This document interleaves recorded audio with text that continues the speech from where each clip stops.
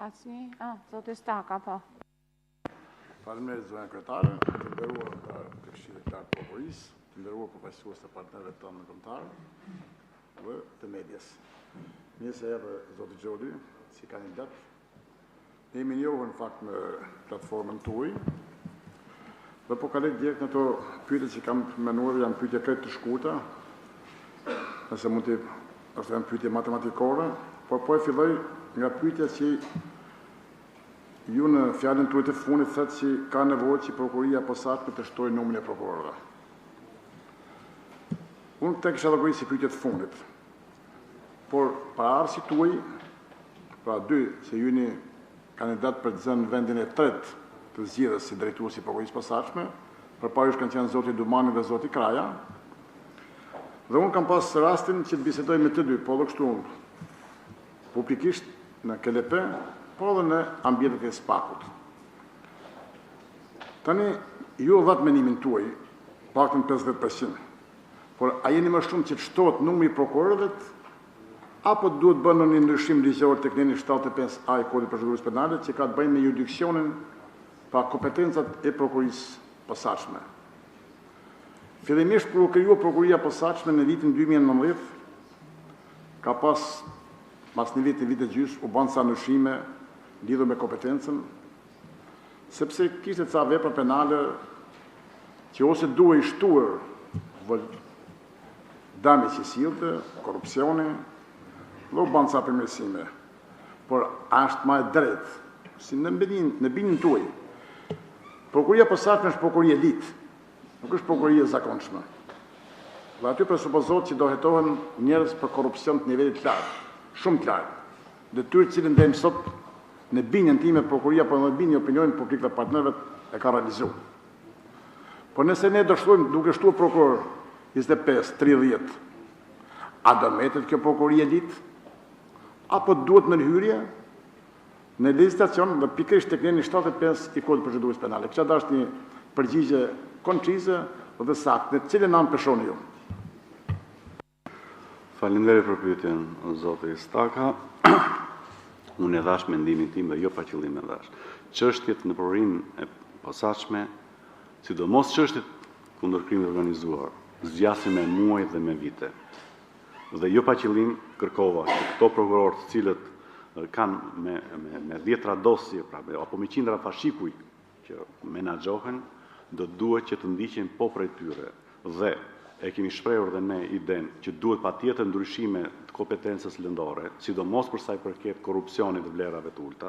Patjetër kjo është prokurori elit dhe duhet që mos merren me gjëra të vogla, por çështjet e krimit organizuar, të cilat përveç se hetimi është kompleks, por dhe përfaqësimi në gjykim për shkak të ndryshimeve të Kodit Procedurës Penale nuk lejohet gjykimi i posaçëm i shkurtuar, zgjasin 2 deri në 3 vite. Dhe pikërisht përfaqësimin në gjykim do ta bëjnë prokurorët dhe nuk mund ta bëjë dikush tjetër. Duke u ruajtur ekuilibri mes ndryshimeve të kompetencës lëndore dhe shtimit të numrit prokurorëve, do arrihen rezultate në një kohë sa më të shpejtë. Nuk duhet që të kemi thjesht vetë hetime dhe arrestime, por duhet të jemi konkret edhe me vendime dënimesh në një kohë sa më të shkurtër. Prandaj do duheshit që të ndërthureshit të dyja.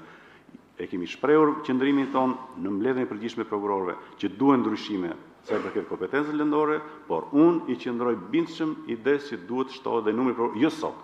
Kur të plotësohet dhe gjithë prokurorit e jurisdiksionit përgjithshëm me numër prokurorëve për shkak të vakancave nga vettingu, atëherë do vijoj që të kërkohet edhe shtimi i numrit prokurorëve, duke ruajtur standardet që kanë prokurorit europiane për ngarkesën në vit për çdo prokuror.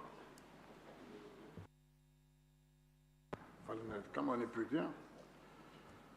Në nenin 291 të Kodit Procedurës Penale është rasti i vendimit të mos fillimit të procedimit penal, ose prokurori regjistron procedim penal.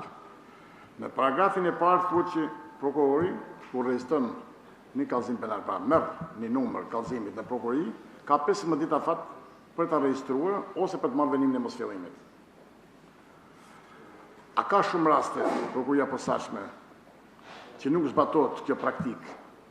Dhe nëse po, kur merr një numër kallëzimit, pra kallëzimi është kallëzim penal dhe procedimi është tjetër nocion juridik.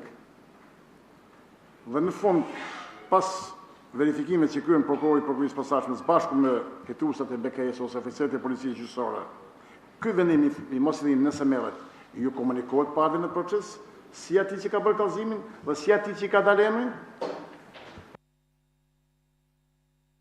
Faleminderit, zoti Staka. Procedura është e krijuar nga ligjvënësi dhe ne jemi detyruar që ta zbatojmë.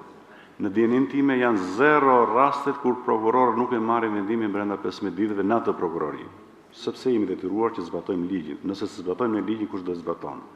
Sa i përket afatit edhe formave të njoftimit, detyrimi ligjor është që të njoftohet vetëm kallëzuesi dhe jo të kallëzuarit.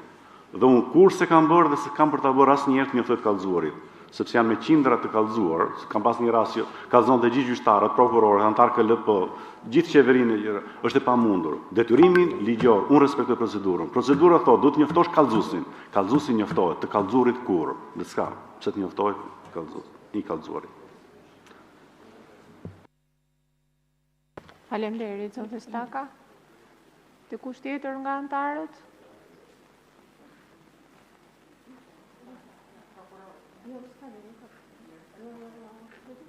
Atëherë zonja Mandro, fjala për ju.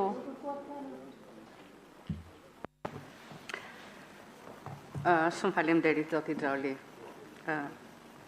Vura re elokuencën tuaj, kompetencën tuaj, qetësinë me të cilët juve menaxhoni këtë intervistë dhe dua që të keni gjithë mirë kuptimin tim, po besoj dhe të këshillit që për këshillin sot është një ditë shumë e rëndësishme në fakt.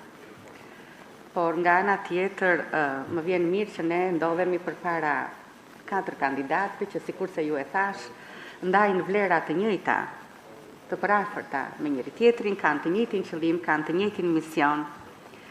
Dhe synimi i tyre është forcimi i shtetit ligjor, shteti i së drejtës, lufta kundër gjithë veprimtarive negative që shoqërojnë një shtet të një shoqëri të caktuar në format e veta më të ashpra dhe më të egra. Unë ndjeva shumë mirë që juve thatë që cili do që të jetë, ne jemi një familje edhe do punojmë bashkë me njëri tjetrin me të njëjtat synime. Mirë, po unë e dua pak ndihmën tuaj për të qenë vetëm më e qartë. Në qoftë se do t'ju pyesja, cila është pika juaj më e fortë, po shumë shkurt përgjigjet, në raport me kolegët e tjerë dhe cila mund të konsiderohet si pika juaj më delikate në raport me këta 4 kolegët e tjerë. Kjo është pyetja e parë. Mund t'i bëj të gjitha pyetjet dhe pastaj juve të merrni kohën apo e doni që po, një nga një. Faleminderit për pyetjen, nderuar zonja Mandro. Pika ime e fortë, sikur e thash në fillim të fjalës, ka të bëjë se kriteret që ky këshill i nderuar ka përcaktuar në rregulloren për ngritjen e detyrës prokurore të policisë posaçme, thotë që të kesh aftësi drejtuese dhe menaxhuese. Kam afër 28 vite eksperiencë në funksion, kam 16 vite eksperiencë drejtuese në zyra të ndryshme, në nivele të ndryshme që mbulonin rajonet kryesore të vendit. Dhe këtë e shikoj si avantazhi. Pjesën e akademike dhe të mësimdhënies e kam antistres. Ajo më ka dhënë këtë mbase këtë elokuencë. Kurse disavantazhi në krahasim me tjerët, unë mësoj çdo ditë. Nuk jam i gjithë dituri. Nuk e kam eksperiencën e duhur në hetimin e veprave penale që kanë bëjnë me kriptovaluta, në teknologjinë e informacionit, sepse çdo prokuror, çdo magjistrat merr dhe ekspert, por unë detyrohem që përshtatem të mësoj, por e kam pamundur që unë të jam ekspert i fushës së kriptovalutave. Pra kjo është pika e dobët. Dhe një pikë tjetër që kam të dobët është mundohem që ti marr gjërat më seriozisht se duhet. Edhe gjërave administrative, por edhe çështjet penale ngarkohem vetë më tepër se ç'duhet dhe i hyn hak dhe familjes dhe për ne nuk ka ditë pushimi. 24 orë u thash dhe pa nuk na dalin, pra që përballojmë atë lloj ngarkese. Dhe do duhet që të vijoj që të delegoj kompetencat, shpërndaj ato kompetenca gjithë secili të ndjetë i vlerësuar për të bëj punën për cilën edhe ai paguhet. Kjo është pika ime e dobët që mendoj që do e rekuperoj nëse do marr pëlqimin tuaj. Faleminderit shumë për përgjigjet, në fakt janë të gjitha pika të forta. Në qoftë se juve do të bënit një krahastim shumë të shkurtër midis përvojës së dy drejtuesve të mëparshëm.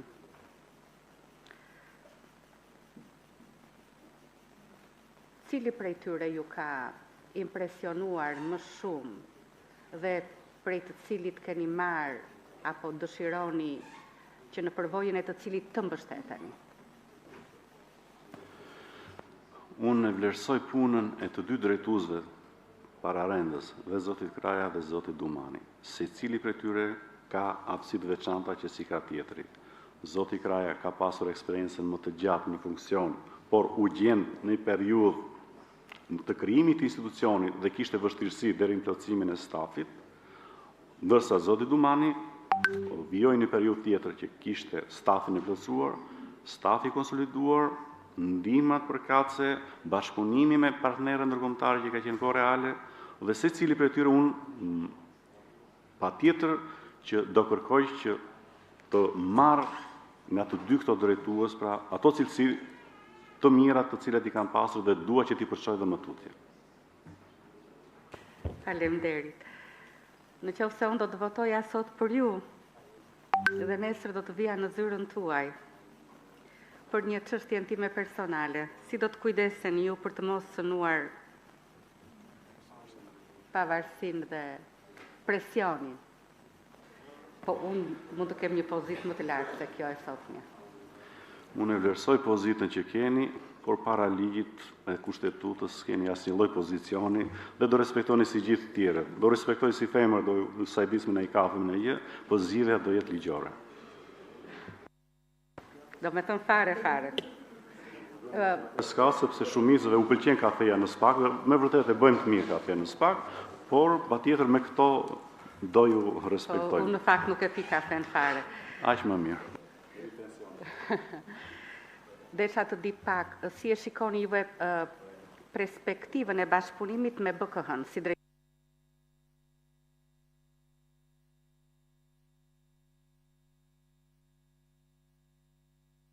drejtues i ardhshëm. Nisur nga fakti që ka dhe një drejtues të ri të Byros Kombëtare të Hetimit,